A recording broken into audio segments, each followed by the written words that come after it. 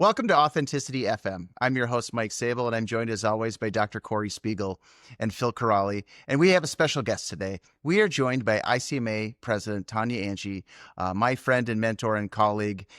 So stay tuned. It's going to be a great episode. Lots of laughs. We will see you on the other side.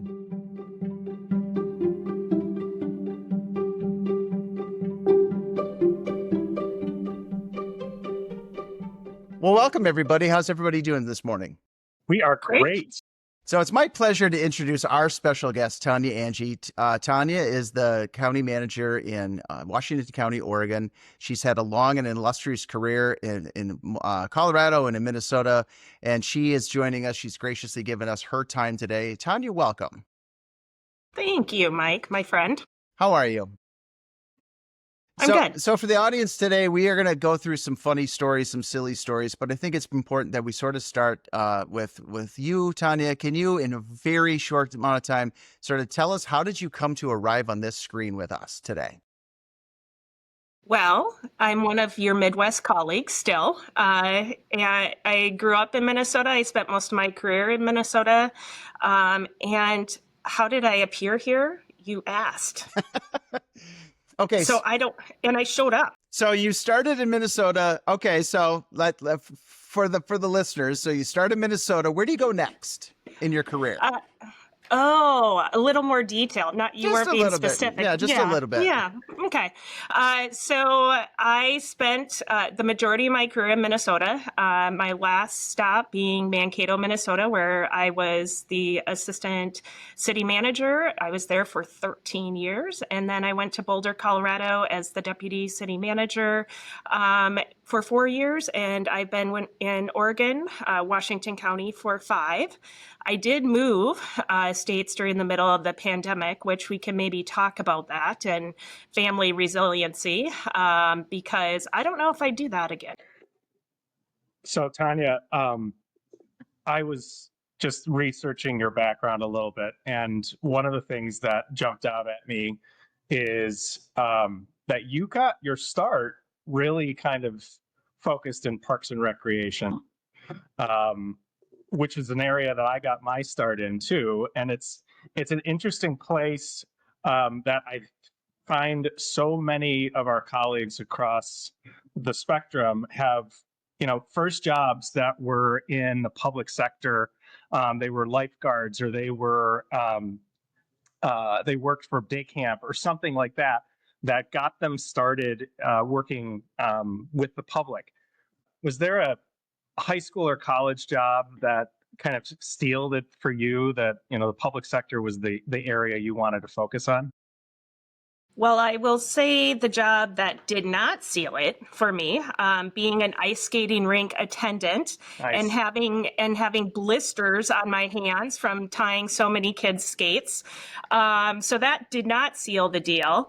I don't think it was any one job, Phil. I think it was the quality of life aspect, and that parks build community and are accessible to all people. What's interesting about that is when I started my public sector career, is I had a mentor that said, "Have you ever thought about management? I know you're passionate about this area, but here's actually the full suite of livability that we deliver at the local government level." And I all of a sudden saw the whole ecosystem of our communities very differently. And I'm still passionate about that. At the local level, we deliver quality of life each and every day. And I am always hopeful that our community members don't have to think about our cities or our counties, because if they are not thinking about us as a government, that means that our services are working for them. 100%. I couldn't agree with you more. That sentiment of we exist in the background, and we exist in the background in a positive way, because if you're not feeling a loss or lack of service, if you're feeling like everything in your life that we provide is working the way it's supposed to, we're doing our jobs right. And it's just such a fascinating aspect of the work and of the responsibilities that the work entails. And I love your mentor story of somebody kind of saying, hey, you know what? You'd be good at this, but here's the whole world, and maybe take a look at how that might work for you. That's awesome. So, Tanya, you talked about some of the communities in Minnesota you worked for, and we'll get back to your Midwest VP years at some point. But when you went to Boulder and then in Oregon, you're in a county. What are some of the nuanced differences between cities and counties that you've experienced? So Oregon's my first county. So differences.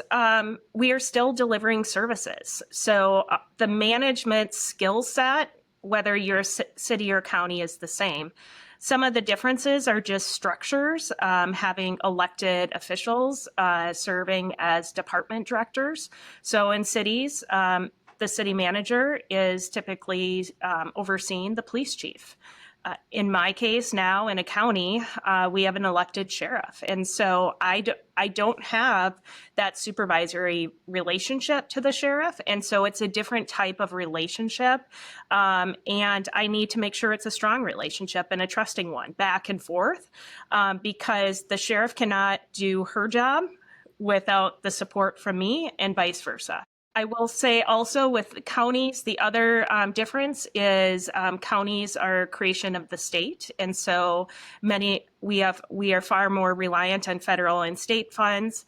And so I feel sometimes we're sandwiched between what cities need, state saying you shall do this, and everyone is asking more of us. So I have really relied on the relationship building. I'm grateful for the city managers in my county because they're friends. And we have a really good working relationship and collaboration. And it's far more impactful than I've seen in other areas. So let me pull on that thread just a little bit. So you come, you're new, you've never worked in Oregon, you show up, you're the new county manager, and you want to meet your city manager counterparts of the cities. How quickly were you able to establish some relationships, and what are some of the things that you did early on to make sure that worked? Well, I want to put one qualifier. I moved in August of 2020. So building relationships at the height of the pandemic, moving from a city to county. This was the first time I was in the number one seat, too, first manager job. And as a county being the public health authority, I was thrown into it. Really, it was a dumpster fire. I'm just going to say. And also for the first year of my my time with the county, my kids were in virtual school. So not only was I trying to build my professional, impersonal, social network in a new place, my kids were trying to do the same in a virtual environment. And so those social skills had to be very different. So it was amazing that some people I didn't meet in 3D for a whole year after I started. And so it was more phone, Zoom, Teams meetings than 3D meeting individuals. And I'm in this work because of people and making a difference in people. And so it was really challenging to shift how I traditionally built those networks to a different way or a different being.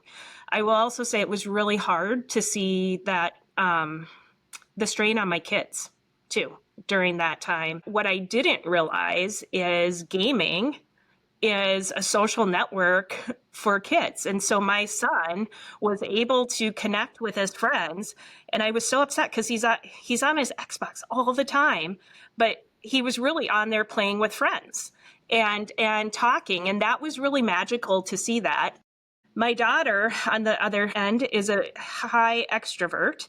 And so she just started walking around our neighborhood, knocking on doors while I was in meetings in the dining room and saying, "Hi, are there any kids that live here?" And she all of a sudden created this whole social network in our neighborhood. It was amazing. I love that story. Yeah, go ahead, Corey. Let's dig into that. And you and I have had this talk. I share 3 states on my resume too, that as a mom, guys, you're both dads, so weigh in too, but it's a big decision to not only uproot your career to something new, but to uproot your family. And so, you kind of joked about not moving again during COVID, but the decision to move is so much more complicated than I think maybe most people think of it until you really dive in and be like, this is not always the most stable industry. Moving state to state or region to region um, is a lot harder. It's a lot easier and a lot harder at the same time. So walk us through what you learned about that. Um, what did I learn? Well, they were different for different reasons. So I'll pull on each of the moves from Minnesota to Colorado and Colorado to Oregon. So in our family, we believe in life as an adventure. So we all have chapters in our lives, and also there's an opportunity to explore the world and what's your next adventure. And so that's how we've looked at each move that we've taken. They've been impactful in different ways. And I truly believe, and I should start a side savings account for my children for therapy, because I'm not always the best parent. We all make mistakes. The first move was really impactful for my son. And I recall sitting on the kitchen floor when I told him we were moving and cradling him as he was crying. Because he was scared and he was going to lose, what about my friends? And here I thought I was ruining my son's life. And it turned out he created dear friendships in both states. And he now has that ability to make new connections and new social networks. Then the move from Colorado to Oregon, my son was okay with it, but now it was my daughter that I was ruining her life.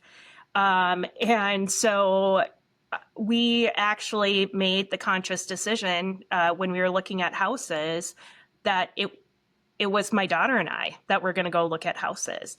And I really put her in the driver's seat of helping decide what was the house that we wanted, what were the qualities, so that she had some control, because she felt a loss of control, because it was my decision, my husband's decision to move, and she didn't feel she had any decision-making ability. So I think that really helped.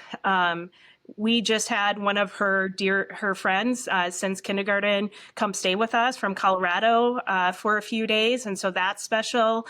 And so she's also forming these connections across the country, just as my husband and I have, and really what ICMA has meant to me too, of that professional network in many states, many regions. All right, so Corey, I want to hear your version of this story. So how do you make these choices? You've obviously done the same thing, 3 states. What was your process, and how did it maybe differ a little bit? So different stages, right? So Phoenix was so much fun. I can't have thought of a better place to have been 20 something. And I remember interviewing for the job in Colorado, and I remember interviewing in my office at work, which today is such a bad decision. Like, who does that? And I think my feet were on the desk. Like, I was dumb and young. I will fully admit it. But I flew up to Denver. So my sister lives in Western Nebraska with my niece and nephew, who are young at the time. And I was single, so I could do whatever I wanted. And they offered me the job on the spot in Centennial. And that was the longest 1.5-hour flight home. I had just built a new house. We're building a spring training facility. What am I doing? I'm uprooting my career. And it turned out to be great. Centennial was amazing. And I made the decision. So Jagger was probably a year old at the time, and I wanted to get back closer to my family, to my support system. I think there's something magical about growing up in the Midwest. And so I had applied for a couple different jobs and landed here in Davenport, and it was a great decade run. But this was the exact conversation we had when I left was, he's in middle school. What do I do? Like, I grew up in the same hometown all the way through. One school district, super kind of stable childhood. And we had that conversation. Do you want to go back to Colorado? Do you want to go somewhere new? And he's like, no, I really like it here. I want to stay through graduation. I'm like, okay, we'll make that work. But for me, that meant I'm leaving the profession because I can't be a city manager in a region I don't live in. And so that was a big factor of choosing the path I'm on now. All right, so Tanya, you've seen the show, you've seen how we operate. What questions do you have for us? Tell me about the bow tie. So there's two funny stories. So one, I actually wanted to like be professional because I don't know if you know the bit, so I always wear Timberwolves gear. Yeah. But I felt like when you were coming on the show, I've got to step up my game a little bit. So I have this bow tie. This is the second time I've worn one. The first time was at the ICMA conference last year. And I don't know if so for people who are going to the ICMA conference, Sunday morning is a big day. It's where you do all of the state association meetings and the regional meetings. And so it's kind of a big deal. It's also super early in the morning. And so there's also, I say that, so Sunday morning early, just put early in there. There's also a party that's on Saturday night that goes late. And so I stayed out too late and I got up too early and I wore a bow tie. The first time I wore it was for the Midwest regional meeting, and it looked like it was a blooming onion. It just kept growing and growing and growing because I didn't know how to tie it when I was too tired in the morning to tie it well. So the tie is really just for you, just to step up my game a little bit. Closed circuit to everybody else in the audience, I am wearing shorts under this because it is still summer. So it's part of the bit, but it really is. And I have a little pocket square because I wanted to look good for you, Tanya, because it's a special day for us to have you as a guest. Well, thank you, Mike. And I think you are probably touching on something about in our history, our shared history, is that we like to compete with each other. So Corey told me show up casual, you show up with a bow tie. I think this is just a continuation of our long friendship. That is a wonderful thing. So actually, true story. So the first time I ever got to go to a Minnesota State conference, I showed up in a suit because nobody tells you what to wear to these things. So I'm thinking, oh, I'm going to a professional conference. I should look good. I show up in a suit. Everyone else is in ripped jeans and tank tops and flannel shirts. It's the craziest thing I've ever seen. And that's where Tanya and I met. Tank and that's tops? where we Really? Tank tops? Oh my. You're more than welcome to come. I'd love to. It's a trip. I'm not gonna lie. It is tucked away in the middle of the North Woods. It is the strangest conference I've ever been to. And so speaking of conferences, one of the jobs of the Midwest VP is to go to all of the various states in the Midwest and meet our friends and colleagues in the profession. Tanya, you have that job on steroids. How many conferences do you think you've been to in the last 2 years? And what's your travel schedule like? So I have not counted, and I have not counted my airline miles because I may become scared of my travel. So right now, this year, I'm traveling twice per month, which takes me away from my family and also work. I will say I couldn't do it without a strong team here, and I'm so grateful. My board is incredibly supportive of me serving as ICMA president, and they're proud of it. I think that's something I hope for all of our managers is that they want to see us continue our own professional development so that we serve our community better. And then also so that we're modeling that learning mindset for our employees. So why do I say twice a month? I actually want to make serving as ICMA president accessible for others who still have kids in school who are not at the sunset of their career. And I think I'm doing it. My husband and kids, even though my kids are teenagers, they do still like me, which is good. But that's how I've made it manageable. It's been great going to conferences like Minnesota, Colorado, and seeing friends. And what's so special about serving as president and going to these conferences is the passion you see in every state. Everyone is proud of their communities. They're proud to be together. and they're sharing in solutions while recognizing the really extreme challenges we have in society today. And so I think that just fills my bucket every single conference. I build my own passion too, continued passion for service. So there's a moment that I remember from Pittsburgh when you were ready to take over the presidency and your family was there. And there's a photo that some of us on the board have seen because we all kind of sit in front together. And that is your daughter leaning on your shoulder. And that was just such a priceless moment. But in your speech that day, you talked about members matter. And that has been a very consistent hashtag that you've used since. Why was that the thing you picked? Because ICMA wouldn't exist without members. And over this last year, we as a board have made that conscious effort to step up and strengthen the membership connection. We are a membership association, and we would not be here without the members. And so really, it's kind of simple in my mind. Members matter, but it is about us as individuals and coming together in service.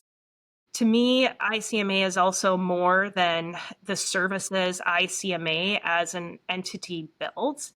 It is about us and how we come together, our state associations. And it is actually really powerful to me and gives me, as I'm talking, I'm actually getting goosebumps. And I'm getting goosebumps because it is that passion as individuals. I also think we're going through some challenging times. In my county, we've had 5 years of consecutive budget reductions. This year, we eliminated 83 positions, had to cut another 20.5 million from our budget. And if not for my professional network, I don't know how I could keep my battery running in this profession. You all fill my bucket. We all fill each other's bucket. And so that's where members matter come. So to me, it's simple. And we have to stay focused as ICMA on that as a compass too. So you are a bit of an energizer bunny when it comes to batteries, because I would say, being able to do all of the things that you've done as ICMA president in your years on the board, and all of the things that you're focused on in your organization in the county, and to be the parent that you are, all of those things are incredibly taxing from the standpoint of what it requires of you. And I think it would be unfortunate if we didn't acknowledge the fact that it is difficult to balance all of those things, and you're never going to do them perfectly all of the time.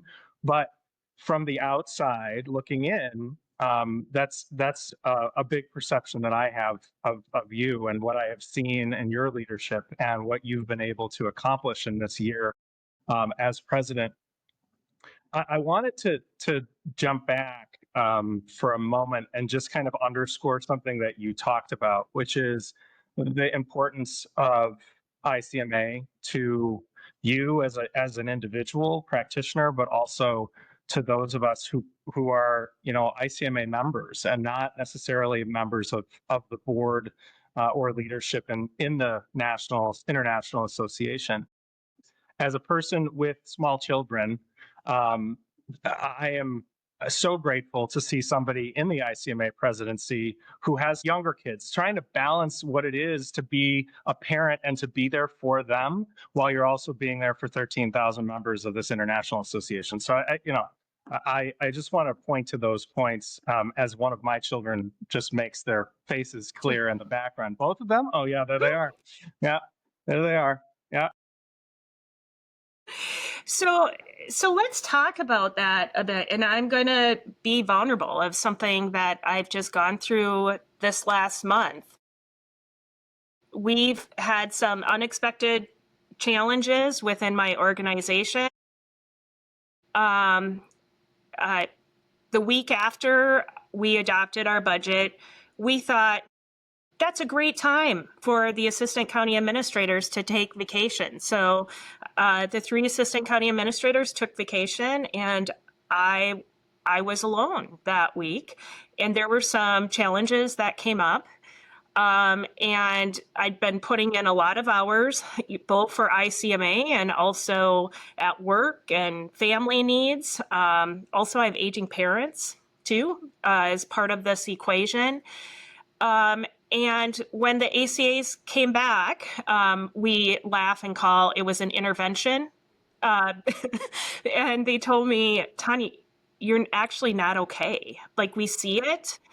And number one, I'm so grateful to have a team that's willing to have that. I'm also grateful for the culture that we're building here, that they're helping manage up and also manage me.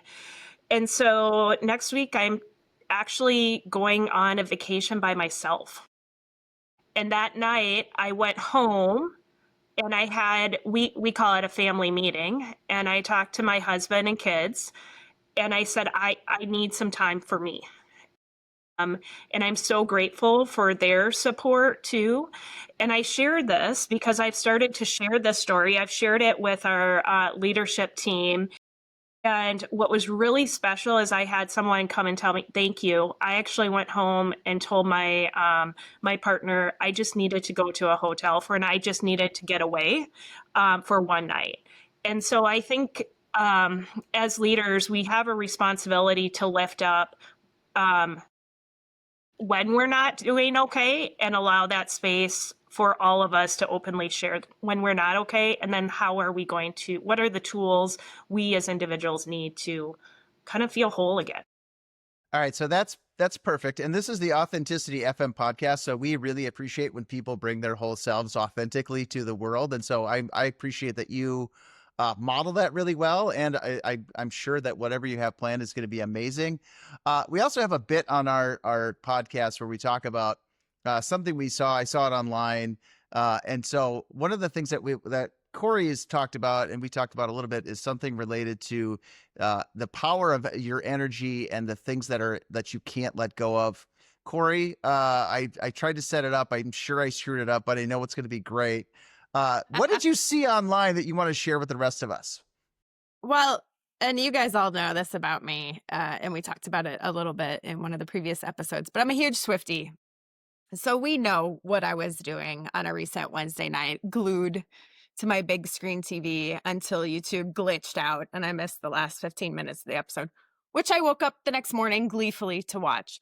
So, and in that vein, of course, I have the green note cards with the sparkly orange pen, which is how I prepped today.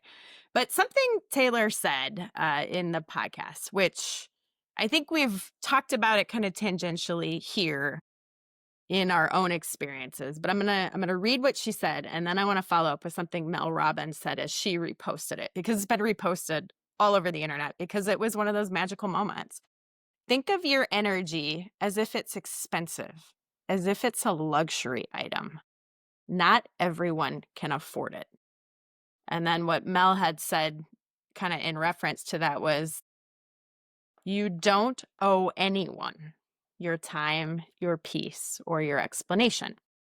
And so I think that's really powerful. And I know we've talked amongst us personally and a little bit here on the podcast about kind of the power of noise in the communities around us, social media, and just making the conscious decision to say, not mine, not it. And so, yeah, if you haven't watched the podcast, I don't care if you're a sports fan or a Swiftie, it's fantastic. Go watch it. Well, I appreciate you sharing that, because that does tie into a little bit to Tanya's story, and just right. And if you can sort of do what Taylor Swift does, I suppose you're probably on the right track. There's probably a 12th album coming out any day now, because there's the Grammys are coming, so you got to get an album out pretty quickly. So that's always great. I appreciate you bringing that, and I also appreciate you, Corey. I just saw Glass number 6. What is it? So I thought long and hard. There's a collection. There's a backstory that's going to go with this too. So today we're rocking Care Bears. We're going with Tenderheart Bear. I love it. But let's dig into the story a little bit, and then Tanya can completely mock us, which we completely deserve. So we may have individually and collectively taken the scripts from our first several episodes and loaded them into our technology of choice. I may have run it through 4 different AI platforms, and it created personas about us. And then Phil, God love him, decided to roast us using his version. And what I learned is I talk about being a farm kid too much and my Smurfs glasses too much. So I had to mix it up and bring characters today. Excellent. Excellent. Okay. So we're gonna transition a little bit. So Tanya, you have an illustrious career. You've been on the ICMA board. You're now the ICMA president. So you've done 5 years now on the ICMA executive board. For our audience, what are some of the things that the burning sort of behind the scenes secrets or things that you think our members might find interesting or strange or inspiring to actually join and want to give back to the profession? So it's a 21 member board. So 21 city, county manager type personalities. I almost just don't need to say any more. And we come together. we come. You're just describing Mike by himself. That's all. Well, and they're 21 people with passion. I mean, they're in service. They're volunteering to do this on top of family, on top of jobs, and they want to make a difference. And we meet in person 4 times a year. This year, we also added monthly virtual meetings as well. But there is, and I know Mike's done the calculation, how many hours that we have as a board. So Mike, I'll let you jump in a bit on that to make a difference. But we have passion, and sometimes we don't always get along because it's very easy to turn into our own kind of elected official dynamics. We've also served on boards, commissions before, and so that happens at ICMA. And so one of my phrases that I've used with my fellow board members is easy tiger. And so the first day when I transitioned from president-elect to president, I bought a T-shirt that said Easy Tiger on it.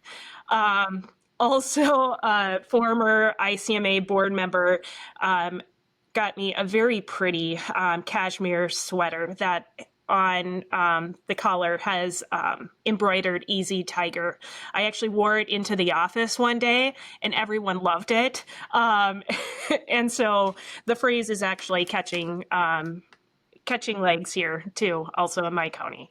But when I say Easy Tiger, it also means we have a lot of passion. We want to individually accomplish a lot of things, and we need to come together as one group and form a collective of what can we truly accomplish as we move forward as a body, but really for staff too. So just incredibly grateful for the board. I'm incredibly grateful of what we've accomplished.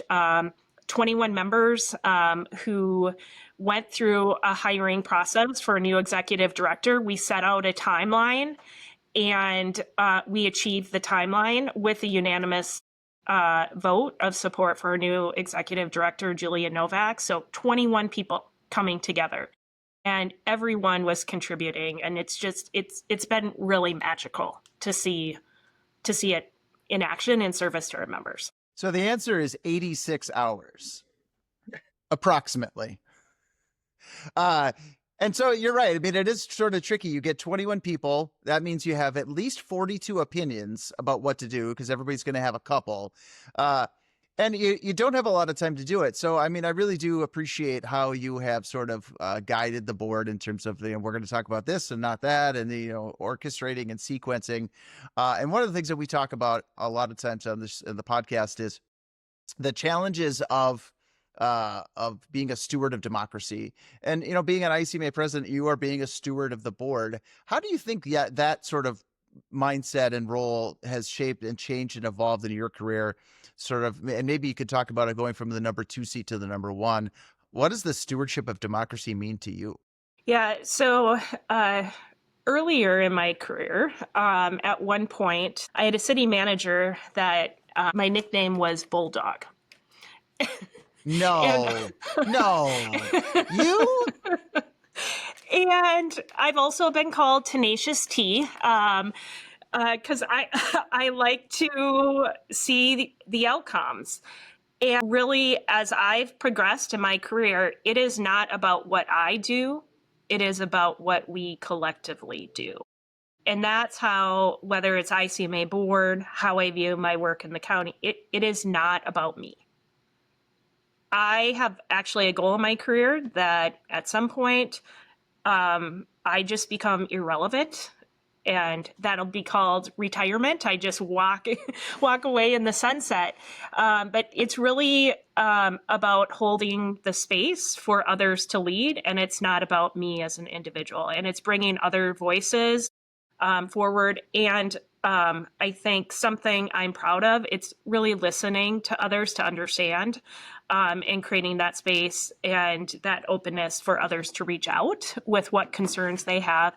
And as Mike knows, clarity is kindness too. And so if I disagree, I will share that. But we all do that in a respectful manner too. So I was talking to my kids this morning as we were having breakfast, and they said, "So, what's going on your podcast today?" Because they're always fascinated, and Corey and Mike usually get to see them at the beginning before we start recording. And I said, "Well, today's a special day because we're interviewing the president of ICMA," and my second grader is like, "What's ICMA?" Oh, great! Now I have to try to explain this to you. Um, I said, so it's the group that all of the city managers are a part of. And, it's something it's really important, and it keeps us all together. It's something that we really find a lot of value in, and we grow together. And they're like, so is she like your boss? I said, no, it's not really that way. She's a leader of all of us. And the point of this story is she then said, oh, so she's like the line leader. And I said, well, explain to me what the line leader is. And she said, well, so the line leader when we all line up at the door to go wherever we're going, gym class or whatever, the line leader helps us to find the way to where we're going. And I said, man, that's a really, really good analogy of what the ICMA president is. I see it as somebody who we all do kind of look to say, all right, help us get to where we're going. Help us to see, perhaps with some clarity, why we do it, right? Again, kind of rethinking if we are stewards of democracy, why? Today doesn't feel like a day I want to be a steward of democracy. Today feels like a day I want to hide under a blanket. Not today exactly, but other days. We kind of look to our leaders to kind of help us get there. And I think that's, that line leader analogy really sticks well with the stories that you just told, right? Whether you're managing a board at home or you're managing a board of your colleagues, which I would argue is harder, or managing something else altogether, people are always going to look to you to say, all right, help us get there. What direction are we going to end up taking? Loved being the line leader when I was in elementary. I just have to say. Some things never change, as they say. So, Tanya, can I take you back? I keep thinking about how you shared very bravely that you're taking a break by yourself. And knowing you, I can only fathom that was a really hard thing to accept at first. That, yep, I am at the edge. What goes through your mind when you're going through kind of internalizing that, accepting it, and then choosing what action to take to say, yep, I am not my best self right now, and that's an investment I need to make? Oh, that's it. That's a good question. I think we should have a conversation once I get back, because I'm nervous. I'm going to be honest. I have never done this before. And I'm also not taking my work phone. I'm not taking my laptop because I know myself well enough that I can't help myself and I will engage. And I have never done that in my career. And so I'm nervous. I'm really actually nervous, and I know I need it. So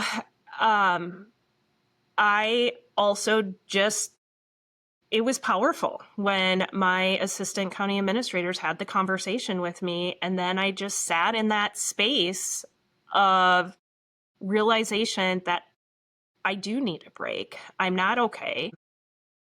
I'm really happy with the outcome, and I'm proud of myself because me slowing down doesn't happen very often. And so happy to let you all know after how it goes.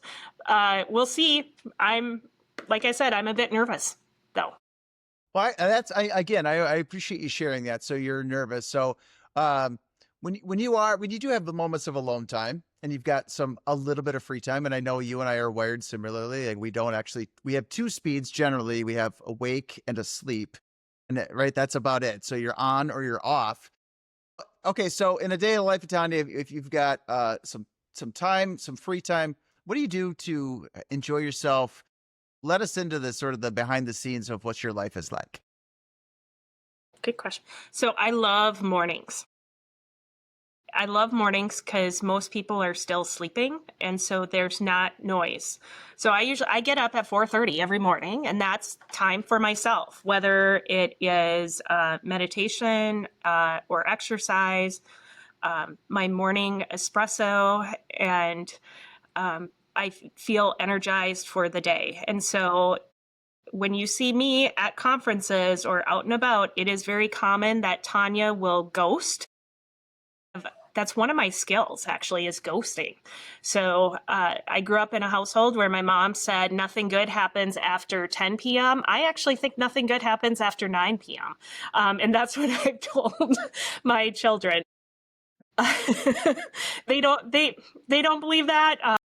They thought grandma was smarter at least with 10 p.m. But no, in all seriousness, I know that I do need to step away. I know that exercise, sleep, I do like to have 8 hours of sleep. That helps keep me going, really make me a better person. So if those fall out of a routine, that can throw me out of whack too.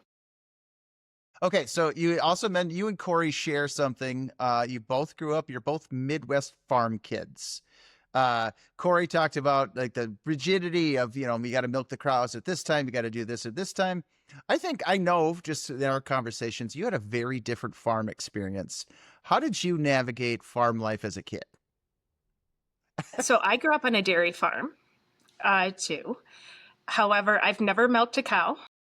I've never drove tractor. I've never even mowed lawn. Wow. How does a farm kid pull this off? This is gold for farm kids around the country are going to be listening Very to this. impressive, honestly. Sure, if I'm like envious or upset right now, I'm so confused.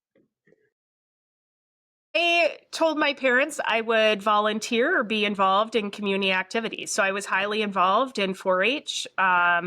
I actually, at that point in time, is when there were concerns of dumping illegal things down storm drains. So led a countywide storm drain stenciling program.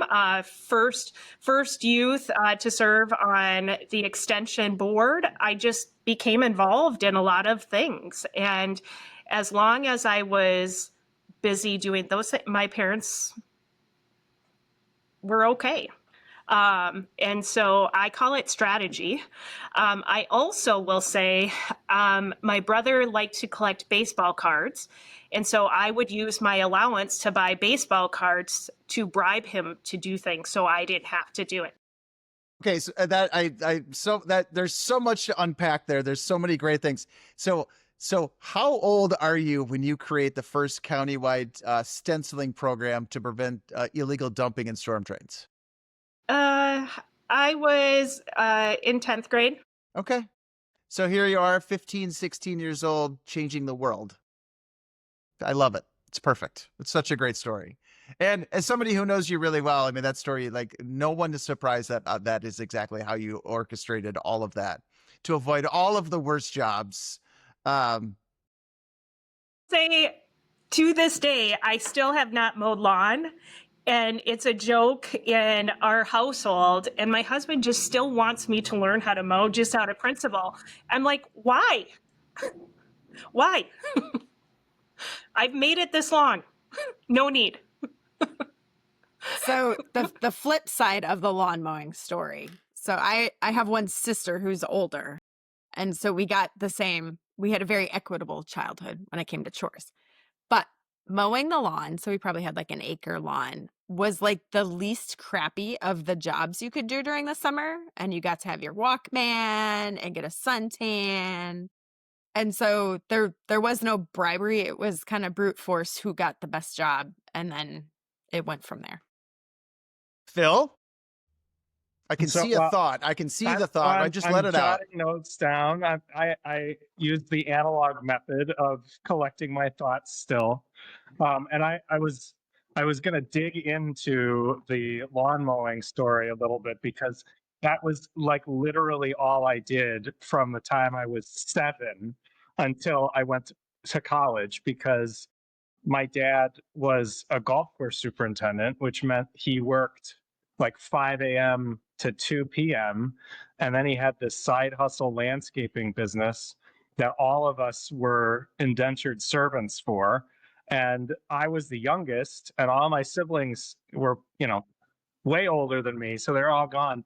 So that's what I did every day. It felt like after school and through the summer was go cut grass, as we would say. And I think we had like 30 a week that we would do. And then I would do some on my own. And like, so this whole concept of never having done it is just so foreign to me because I could do it in my sleep. I actually have like methodology around it, like how I'm going to do it. And I change the patterns so that I don't create like overly permanent patterns because sometimes you want to go at an angle and sometimes you want to go straight. Like there's a lot of method to the madness. So I think you've missed out, Tanya. There's opportunities still to Okay, so everybody knows to that I roll don't this prepare way. anything. And I will just say I did not wake up today expecting to talk about grass cut angles as part of the podcast, and my heart is just full. I'm so happy with all of this right now. I'm so grateful. So, Phil, I want to tell you that I actually compliment my husband on his lawn mowing skills because he does the same thing. He puts strategy into it. Yeah, absolutely. Like it's important stuff. It's good. I'm glad you compliment him. That is it's something that we appreciate. My family does the same. And it also is a permanent way to make sure that you never have to do it ever again. If you just compliment other people, right? Tanya, you are always one step ahead of everybody. So I have to ask, you are coming up, the ICMA conference is coming up in end of October. You are coming up to the end of your year. You've got to make a pretty big speech kind of capturing the whole last year of your life. How are you thinking about it? How do you prepare for something like that? Do you get nervous? Like, give us a sneak preview about what maybe you might be saying in Tampa in October. Thanks for the reminder. I'm here to serve. I'm here to serve. Say yet. So it will probably come to me with clarity the week before the conference.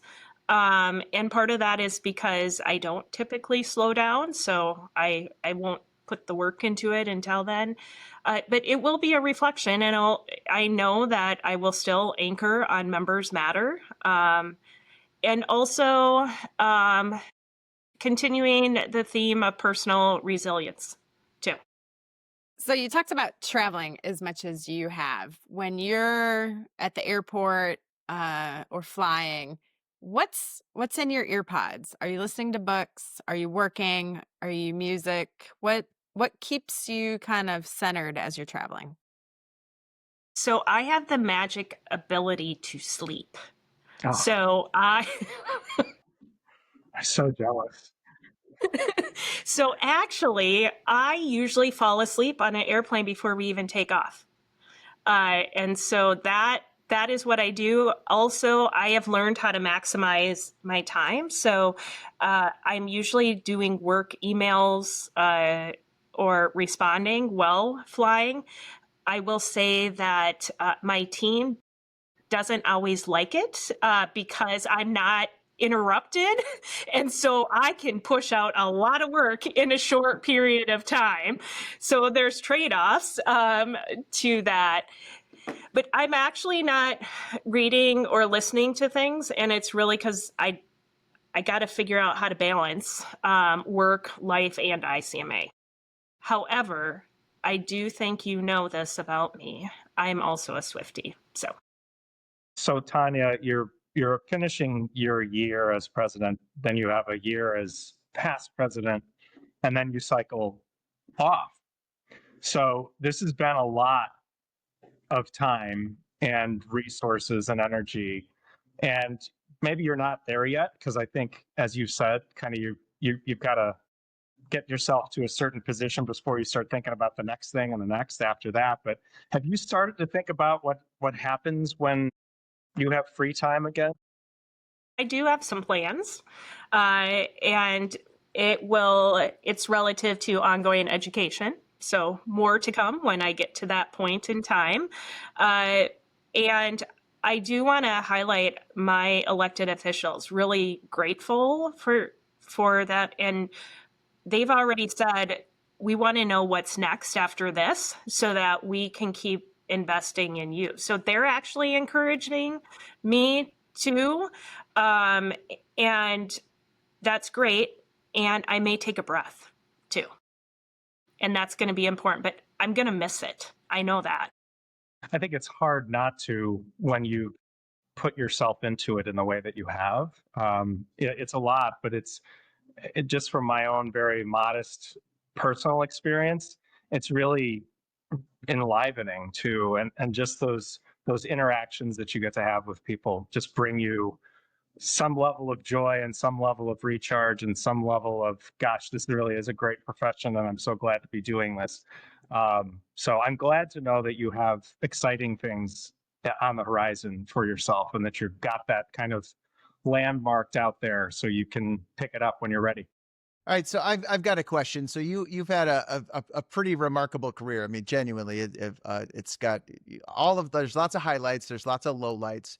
There are going to be some younger audience listeners who are maybe listening to this. Maybe they're in a city or in a county, and they want to sort of model a career that would resemble successful like yours. What's one or two pieces of advice that you would give to, I'll say, right, a young, maybe late 20-something out of graduate school who want to make a career out of this? What advice do you give them that can maybe help them be a little bit more successful going forward?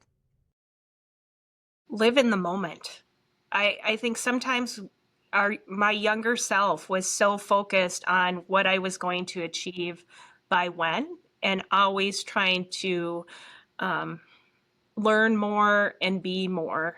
There was a powerful moment when a mentor of mine had said to me, Tanya, you don't need to know all the things. You need to lead. And I felt I needed to know all the things. Before applying for a job, I thought I needed to be able to check all the boxes. And so I think there were moments that I wasn't living in the moment. And that's one thing I would tell my younger self. And also look at communities, look at places, look at organizations that align with your personal value compass, because life is too short to sacrifice that. Mike did the eye. The twitch. No. Mike has this facial expression when he kind of looks up and he's pondering about asking a follow-up, but he's not sure if he should. Well, so or you disagree with something. no. Well, so you can obviously tell we've spent too much time together if you can tell that from a screen. So the real question was, I was going to ask a follow-up question, and then I decided against it, but I'm sure, right, as you got to experience all of that. So one of the things that we have with the 21-member ICMA board is you have to take turns. And so you get in this little queue. And so, Tanya, you're really good at picking up nonverbals, which is just, A, it's great. B, it's terrifying. C, it makes me a little bit, right, uncomfortable. So how do you, I'm serious, this is a serious question. How do you harness that skill and that ability? Because I do think you do it better than other people that I know and have worked with. How did that come about? Where does that come from? Wow. I've never been asked that question before. Hence, that's why I was looking away, pondering thoughtfully. So interestingly enough, my younger self had received feedback from a city manager that I needed to work on my poker face. And I was like, what? And because I was letting all of my reactions in city council meetings show. And that was a defining moment for me thinking about how I show up in spaces, but then also that power of observation in others. And so I think by watching the room, watching others, the nonverbals actually share sometimes more than someone's words. It also creates that that ability to call people into the conversation who may feel on the sidelines. So I don't know how, Mike, and I have been told it's a superpower. All right. I feel like Mike opened the door by saying how long you guys have known each other, because you could pick up on that cue. Give us one great Mike Sable story. I should just leave. Just one great Mike Sable story. Or 5, whatever. We've got time. Yeah, we got time. I'm actually going to give a recent board meeting story where Mike was frustrated with the cadence and speed of the work and came up to me during one of our breaks. And Mike and I had a disagreement very openly. And a fellow board member said, "Oh, the kids are fighting again."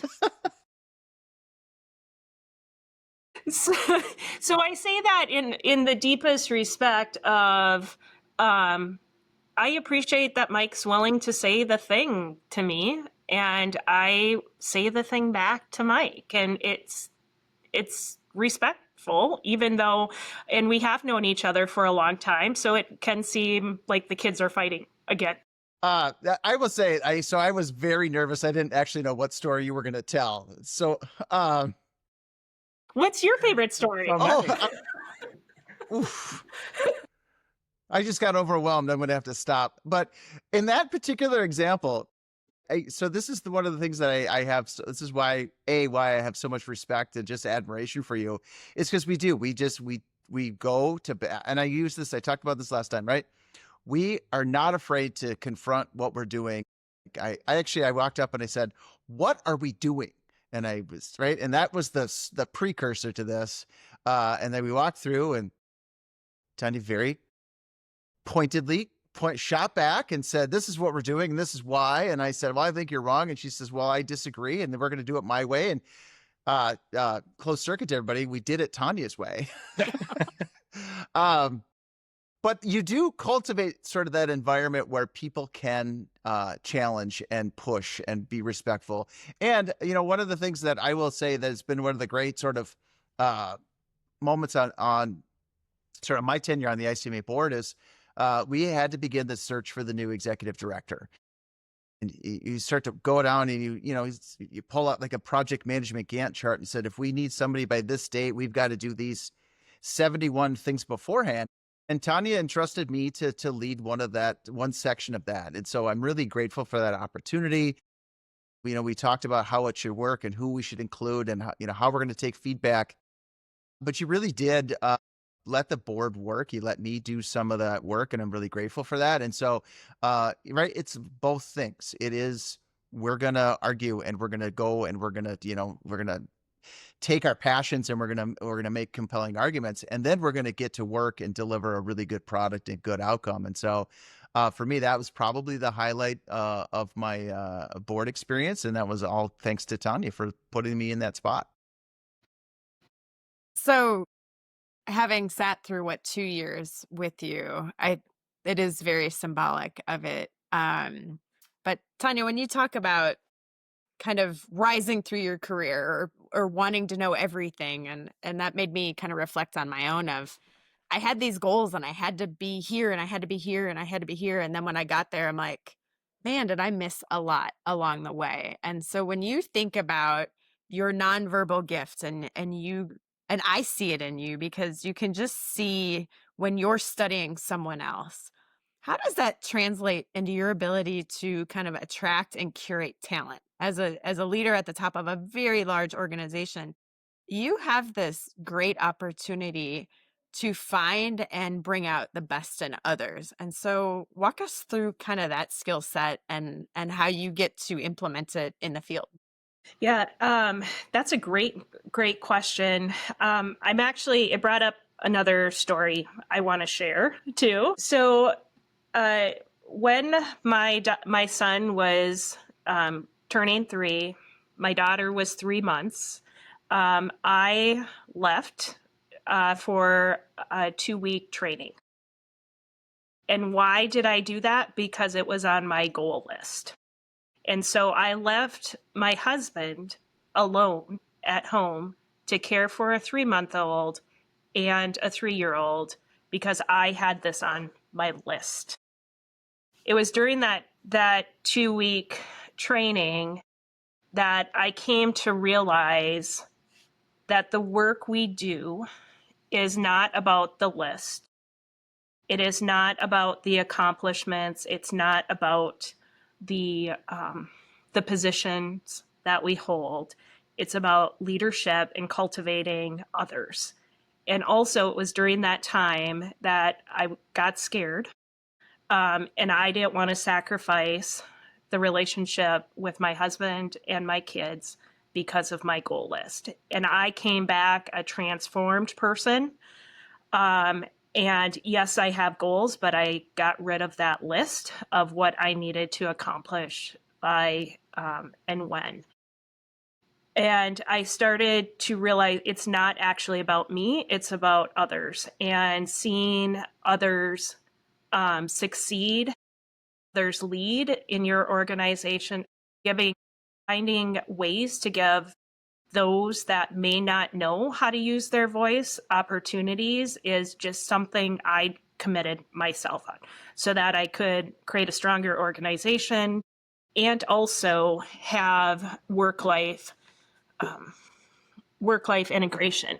Because I don't believe in work-life balance because I know I'll never find it. It's about integration because I'll never be able to have enough time to do everything.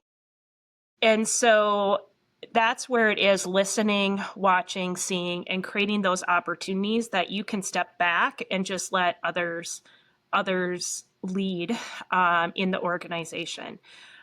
So I believe all the things like cross-functional teams, creating spaces for employees to thrive. And I want to say it's really hard sometimes because I like to get stuff done.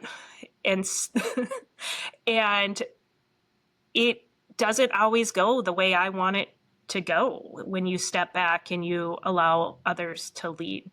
But we're not always the smartest people too, and we get in our own ways too. But Corey, how do you do it? I don't. You ask me a question like that, I get to ask it back. You can ask as many times. Phil and I have had this conversation offline a lot about the pursuit of perfection. And I think I gave that up a while ago. But for me, it honestly took being broken, right? Like you talk about taking a break.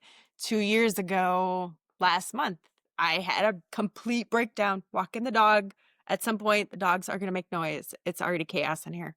But I was walking the husky, and in my own neighborhood, complete breakdown, just fell apart. I got there, and because nobody stopped me before, and that's not anybody's responsibility either. But, that's what I learned. Life is way too short.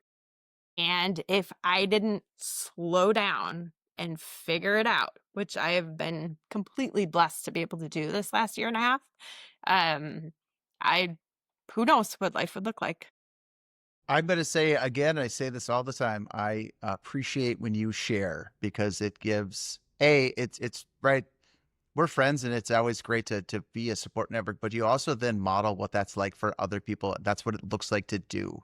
And so, right, the more that we can say the hard thing and the really personal thing and the real thing, I do think it's an invitation for other people to also say, you know what, it not only is it okay to do it, it's essential to talk about it when it's hard. So really, I'm going to just continue to beat that drum because it's super important. And it just, right, I had all the feelings again, and it's just, so I appreciate you sharing all the feelings.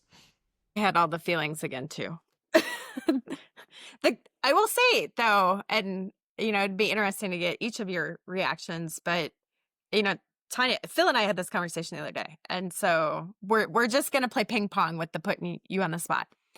As a woman who rose in a profession that is not particularly gender balanced and cannot always be very hospitable to females and females who are moms, um, I felt like I couldn't have the feelings. I mean, I remember a point in my career where I was told, you can't put your feelings away, stuff them down as far as they need to go, and you need to hide them because you're not allowed to have them if you want to be successful in this field. I think that's true. And I also think that vulnerability is power. And I don't think we lean into that enough because we do. Well, a phrase my mom used to say to me growing up, good isn't good enough, you can be great. And there was power in that. However, I've taken that too far at times. And I'm my harshest critic. And so I think I still want to be great. And I don't always feel great, or don't think I've achieved greatness. Being vulnerable can actually be a superpower as a leader, to call other people in and also realize that we are all human. We're all human. And I don't know if we talk about that enough, too. So as long as we're telling stories, um, I think we improperly place on our shoulders the need to not look like we don't know what we're doing because of all of the inputs that come at us, and whether it's the public or what we think our employees or department heads or anybody may be thinking about us, our elected officials. And I think I was thinking back the other day, Corey and I were, as she said, having this conversation. There was a moment about 8 weeks into the pandemic when I remember I'd probably been working 12-hour days, 7 days a week for those whole 8 weeks, just trying to balance childcare, and both of us were working in our house, and our kids were small, and every time I thought we had it figured out, something would change and we'd have to recalibrate. And I remember I had to leave the house. It was like 3 p.m. on a very ugly, cloudy April day. And I went running, and I got about, I don't know, a mile or two in, and I just absolutely broke down. Like, ugly cry, broke down. And I'm like, oh my God, I'm right in the middle of town. thankfully, we were all in lockdown mode. So, but people are all looking out their windows, and it was weird to see anybody walking down the street at that point, even. And I remember thinking, pull it together, pull it together. You don't know who's going to pull their phone out and they're going to take a video of you. It's going to be a thing. And I remember I did, and I came back and I had a Zoom with my team at like 5 that evening, and we were trying to come up with the return to work schedules and how this was all going to work. And I had a conversation with them about that. And like 3 of them were like, "Oh my God, that happened to me too." Oh, I'm so glad. Oh, okay. So it's okay. Like, it's okay. And I said, "Well, what's the alternative?" "Yeah, it's okay. You're going nonstop. You don't know what to do next. There's no book that you reference off the shelf that says this is the plan." And I think the need to suppress and the need to show like resilience at all times in all circumstances is so much a part of how I think we were brought up. Your mom's point, good's fine, but great's better. Yeah. And so it's hard to compartmentalize that and not like just let it rule your life, and to feel like you don't have the ability to step away from that perfection or that pursuit of perfection in a way that actually helps you get better and stronger and builds your team stronger and builds those around you stronger. And it showcases that vulnerability is real and human and part of each of us, and what we have to embrace, whether it's comfortable or not. So it's just, I think these are unfair things that have been placed upon us that we have to keep fighting against. Yeah, I am so inspired by my kids and the language that they have that I did not have at that point in time. And when they know they need a break, they have the words now that I didn't have at that age. And so that self-care is really powerful. And I'm inspired by them. And I know what they teach me every day, whether I'm getting the teenager scowls or the teenager smiles and chatter, actually have just made me a better human and leader too. You couldn't have said that better. I think of all the times as a parent I've said, it is absolutely okay to feel the way you feel right now. And I think, and no disrespect to my parents, they're both amazing people, but it was, oh, I'll give you something to cry about. Mhm. Like those were the same situations and circumstances and completely different parenting reactions. So, I am grateful that the kids, technology is hard and we're going to navigate that with them. But that they do get to say that, like, it's okay to have the feelings and here's how I feel. And to your point, they actually have meaningful words for it, which has taught me a lot about, how to lead and what this next era of my life looks like. And it's been really fantastic. So we all have kids similar ages. Maybe Phil's and Corey, you got kids that are just a little bit younger. I've got teenagers, and so you're right. They are sort of. There's a couple of things that they do really well. One, they advocate for themselves really well. They have the language to talk about, hey, I need a mental health day, and so right, yeah, you can take the day off of school. We'll figure it out. That, like, I think that's a good really balance. The other thing that they're really good at, and Corey, you and I have talked about this, because a lot of they lived in that sort of digital world, their ability to hear changes in tone and different inflections of voice, they're going to be able to pick up on cues far differently than us. And so, Tanya, you have the superpower of sort of reading the room. Kids today are going to be able to hear the room differently, and I think that's going to be really important.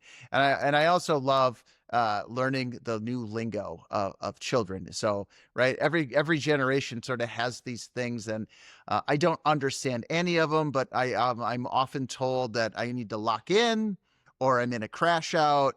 There's this thing that's like 6, 7. not sure what it means, but I get it. And so there is, I'm just, it's a joy. And I think the one thing I'll say is I think anytime that you can be around children more, it gives me so much hope and optimism for the future, because they are going to just be incredible leaders of tomorrow. And so, yeah, if the more chance that you get to spend with kids, and I got to coach a little bit of softball this week, and as you guys know, it's probably one of my favorite places in the world, and so I got my bucket full this week of that. So yeah, thank you for mentioning that. Thanks for taking the opportunity to rizz up for us today too, Mike. Just so you know, like, it was really awesome. Will say I have drawn the line at bro. Oh, Bruh, come on, bruh. Yeah. Let's go, bruh. Yeah, bruh. my daughter calls me bro. It's awesome. So do mine. Yeah. So in the closet right across from me is my entire ICMA wardrobe. So my full collection of quarter zips and vests and all of that. And right next to it are 2 hoodies that say bruh, Mhm. which were my Mother's Day present last year. It's amazing. But I think one of the interesting things that this conversation has made me think about is we're probably, in a lot of ways, the first generation to really embrace reverse mentoring.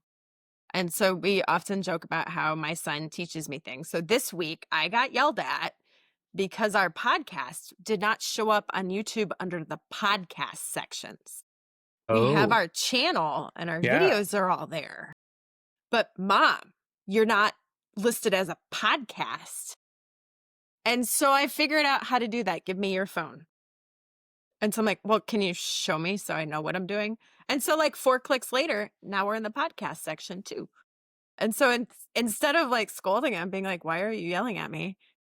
We're now in the podcast section. I love. Reverse mentoring at its finest. So we've got a special guest. Tanya, you mentioned an early mentor. Can you tell us maybe 1 or 2 stories about mentors who sort of stepped up and sort of changed your trajectory in a way? And then also, what do you do to get like reverse mentored? Who in your organization or who in your network sort of do you lean on for support, who maybe is younger than you? Oh, good question. So I had a mentor that actually opened a door for me early in my career that I didn't know they were opening. They actually called the city manager where I was going to grad school and said, if her name ever comes across your desk, just hire her. You won't regret it. And so I walked into the city manager's office for an interview for an internship. And he was at, the big old mahogany desks. And he looked above his glasses and he said, I know who you are. And my heart dropped to the pit of my stomach of, why would this person know who I am? And what have I done in my past that he would know who I am? And then he had shared that my mentor had reached out to him. My mentor never told me he did that, but he did it. And so that was an amazing moment that I try to continue to play forward for others who are starting out their career. And I see other managers doing the same. So I think really it's not about always who has mentored us, but we are at this amazing opportunity in our careers to open doors for other people. And that is just, that's powerful, I think. And I'm curious, at what age did I all of a sudden not become the next generation? I have no idea when that happened, but I don't even know what are we at this point? So I appreciate your question about the reverse mentoring too. I like to have kind of mentors of all ICMA. We have senior advisors. I appreciate that wisdom. I appreciate colleagues such as you all. And I actually find a lot of value in hearing and learning from our next generation, because we're not it anymore, I guess, I've been told. Just 2 weeks ago, I had an individual who just completed her master's, actually worked for the county, and then left the county to pursue her master's and is working for another local government and wants to get into management. And it was so great to have this conversation with her. And I asked her, what do you think I need to know that I don't know about Washington County? And we got into a conversation of what she liked working county, areas that she thought we could improve on. And I asked about myself too. And it was so amazing. And especially when we left the conversation, she said, I didn't expect that. And so I think asking our younger employees, what do they think? Tell us what we need to hear, what we may not need to know, really opens up doors for us just to be better and to learn and grow from that different perspective. We were talking about our kids, so it's no different than that. I think we are the next generation, but you have to add something at the end that says to retire. So, yeah. But I love that. I love the question that you posed. What do you know about the county that I don't? It shows an awareness of the fact that what you were talking about earlier, which is I have to know everything. You're acknowledging that you don't. This is a great opportunity. I love that the conversation that comes from something like that. Yeah, I was going to say so yeah, they don't tell you when you stop being the next generation. It's just sort of right. One day you don't get invited into the room anymore. And I'm okay with that. But there's something that, Corey, in a previous episode talked about there, right? Coming from a mindset of judgment or a mindset of curiosity. And that question that you asked that younger person was like, it was a curious question. So I think that the mindset of curiosity is the thing that sort of can propel us to sort of to ask those good questions. And so it can be a curious question from a senior advisor or to a new person in the organization. We just hired somebody in my organization who's 18 years old.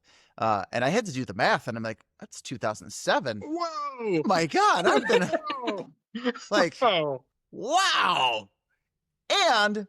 And I say that, and I think, right. And she walked in and just crushed the interview and did just like, it was like the most obvious thing in the world was to hire this person. And so, right. It's forcing me to rethink my own sets of expectations. And so reducing a little bit about that sort of what I had in terms of my own thresholds for things, because this new generation of employees is going to just upend all of my expectations. Super excited for it. All right. So we're coming up on the end of the podcast. Tanya, I want to say thank you for putting up with us for this long. It has been a thrill of ours. When we started this idea, we were like, well, we're going to do a couple of episodes, but then we should maybe have some guests. Well, who should we get? Your name was always at the top of our list of somebody. So really appreciate you giving of your time, not only to this group, but to the people of Washington County and Oregon, to the professionals in ICMA. We look forward to seeing you in person in October. Give you the kind of final parting shots, final comments, the things that... final words. Well, thank you for asking me. And Phil, thanks for bringing in the next generation. No, and it's a Saturday morning. We're all gathered together, and thank you for filling my battery up on a Saturday morning. And I am a 2-hour time zone difference than you all. So thanks for inspiring me, and peace out.